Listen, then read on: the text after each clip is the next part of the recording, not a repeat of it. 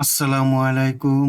তৃতীয় শ্রেণীর ছোট্ট শিক্ষার্থী বন্ধুরা, তোমাদের সকলকে আমার চ্যানেলে স্বাগতম জানাচ্ছি। এখন আছি তোমাদের গণিত বইয়ের ৮৭ পৃষ্ঠায়। আজকে আমরা ৮৭ ও ৮৮ পৃষ্ঠার অঙ্কগুলো সমাধান করব। ৪ নম্বর অঙ্ক, একটি বইয়ের মূল্য ৯৫ টাকা ও ১২টি কলমের মূল্য ১৮০ টাকা। একটি কলম ও একটি বই কিনতে রেজার কত টাকা লাগবে? এখানে একটি বইয়ের মূল্য দেওয়া আছে ৯৫ টাকা। আমাদেরকে ১২টি কলমের মূল্য ১৮০ টাকা থেকে একটি কলমের মূল্য বের করতে হবে। প্রথমে আমরা ১২টি কলমের মূল্য ১৮০ টাকাকে ১২ দিয়ে ভাগ করতে হবে। এখন ১৮০কে ১২ দিয়ে ভাগ দিই, ভাগফল পেলাম ১৫। অতএব একটি কলমের মূল্য হলো ১৫ টাকা। এখন একটি বই ও একটি কলমের মূল্য যোগ করি। একটি বইয়ের মূল্য দেওয়া আছে ৯৫ টাকা, যোগ একটি কলমের মূল্য বের করেছি ১৫ টাকা। ৯৫ আর ১৫ যোগ করলে হয় ১১০ টাকা। অতএব একটি কলম ও একটি বই কিনতে রেজার ১১০ টাকা লাগবে। উত্তর ১১০ টাকা। ৫ নম্বর অঙ্ক, তোমাকে বাবা দিলেন ২৫০ টাকা, মা দিলেন ১৫০ টাকা। তুমি এই টাকাগুলো দিয়ে তোমার শ্রেণীর ৫ জন বন্ধুর জন্য খাতা ও কলম কিনতে চাও। প্রত্যেক বন্ধুর জন্য তুমি কত টাকা খরচ করতে পারবে? প্রথমেই বাবা এবং মা তোমাকে কত দিল তা নির্ণয় করি। মোট টাকা হবে, বাবা দিলেন ২৫০ টাকা, যোগ মা দিলেন ১৫০ টাকা। এখন যোগ করি, মোট টাকা হলো ৪০০ টাকা। বাবা এবং মা দুইজনে মিলে ৪০০ টাকা দিলেন। এখন এই ৪০০ টাকা ৫ জন বন্ধুর মধ্যে ভাগ করে দিতে হবে। প্রত্যেককে দেওয়া যাবে ৪০০ টাকা ভাগ ৫ জন বন্ধু। ৫ দিয়ে ৪০০কে ভাগ করি, ভাগফল হলো ৮০ সমান ৮০ টাকা। প্রত্যেককে দেওয়া যাবে ৮০ টাকা। ৬ নম্বর অঙ্ক, একটি বাগানের ১৫টি লিচু গাছের প্রতিটি থেকে ৬০টি করে লিচু পেড়ে ২০ জনের মধ্যে সমানভাবে ভাগ করে নিলে প্রত্যেকে কয়টি করে পাবে? ১৫টি লিচু গাছের প্রতিটি থেকে ৬০টি করে লিচু পাওয়া যায়। তাহলে ১৫টি লিচু গাছ থেকে মোট কতটি লিচু পাওয়া গেল? সেই জন্য ১৫ দিয়ে ৬০কে গুণ করতে হবে। এখানে লেখা আছে, প্রথমে একটি গাছের লিচু ৬০কে ১৫ দ্বারা গুণ করতে হবে। ৬০কে ১৫ দিয়ে গুণ দিলে গুণফল হলো ৯০০। মোট ৯০০টি লিচু পাওয়া গেল। এই ৯০০টি লিচু ২০ জনের মধ্যে সমানভাবে ভাগ করে দিতে হবে। মোট লিচু ২০ জনের মধ্যে ভাগ করে নিলে মোট লিচুকে ২০ দ্বারা ভাগ করতে হবে। তাই ৯০০কে ২০ দিয়ে ভাগ দেওয়া হলো, ভাগফল হলো ৪৫। অতএব প্রত্যেকে ৪৫টি করে লিচু পাবে। উত্তর ৪৫টি লিচু। এখন আমরা ৮৮ পৃষ্ঠার অঙ্কগুলো সমাধান করব। ৭ নম্বর অঙ্ক, ঈদ উপলক্ষে একটি গ্রামের দরিদ্র জনগণকে সহায়তা করার জন্য ৩০ জন সচ্ছল ব্যক্তির প্রত্যেকের নিকট থেকে ১২ কেজি করে চাল সংগ্রহ করা হলো। সংগৃহীত চাল ১৮টি দরিদ্র পরিবারের মধ্যে সমানভাবে ভাগ করে দিলে প্রত্যেক পরিবার কত কেজি করে চাল পাবে?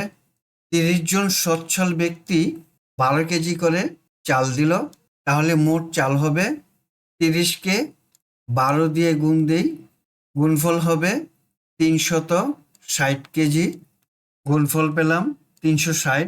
এই ৩৬০ কেজি চালকে ১৮টি পরিবারের মধ্যে সমানভাবে ভাগ করে দেওয়া হবে। তাহলে ৩৬০কে ১৮ দিয়ে ভাগ দিই। আমরা লিখি, প্রত্যেক পরিবারকে দেওয়া যাবে ৩৬০ কেজি চাল ভাগ ১৮টি পরিবার, ভাগফল হলো ২০। প্রত্যেক পরিবারকে দেওয়া যাবে 20 কেজি চাল। এখন আমরা গাণিতিক বাক্যটি লিখব।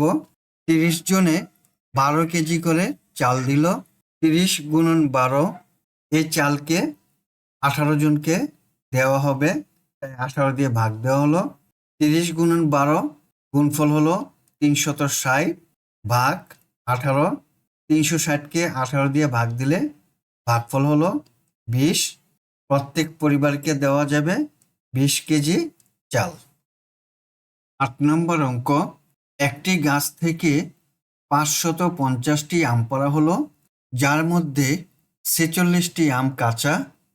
পাকা আমগুলো 8 জনের মধ্যে সমানভাবে ভাগ করে দিলে প্রত্যেকে কয়টি করে আম পাবে?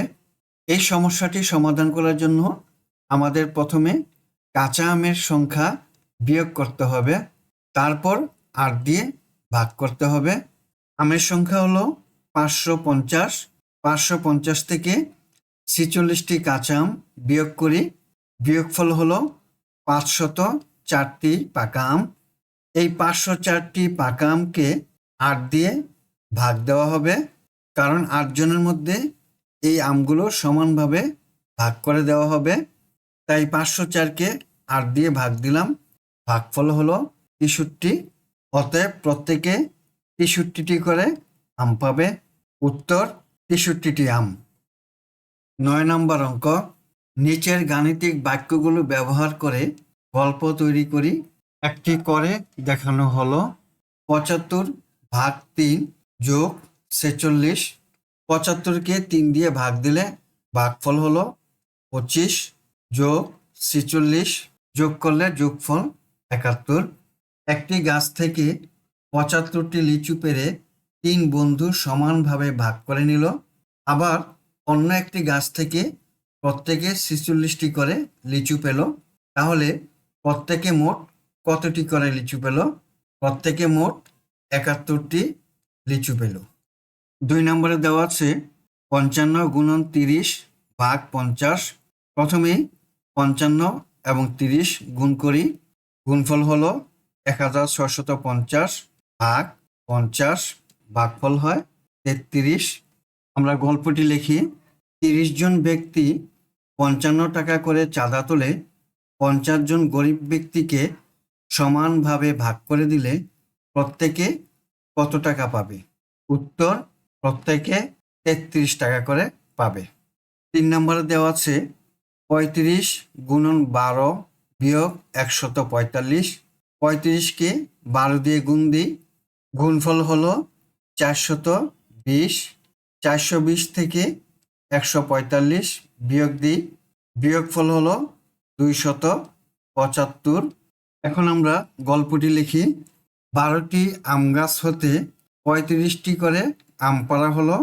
ওই আমগুলোর মধ্যে 145টি আম পচা।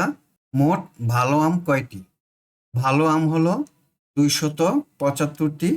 উত্তর 275টি। বন্ধুরা, এতক্ষণ তোমাদের গণিত বইয়ের 87 ও 88 পৃষ্ঠার অঙ্কগুলো সমাধান করলাম। আগামী ক্লাসে নিজে করে এই অঙ্কগুলো সমাধান করব। আজ বিদায় নিচ্ছি। আল্লাহ হাফেজ। আসসালামু আলাইকুম ওয়া রাহমাতুল্লাহ।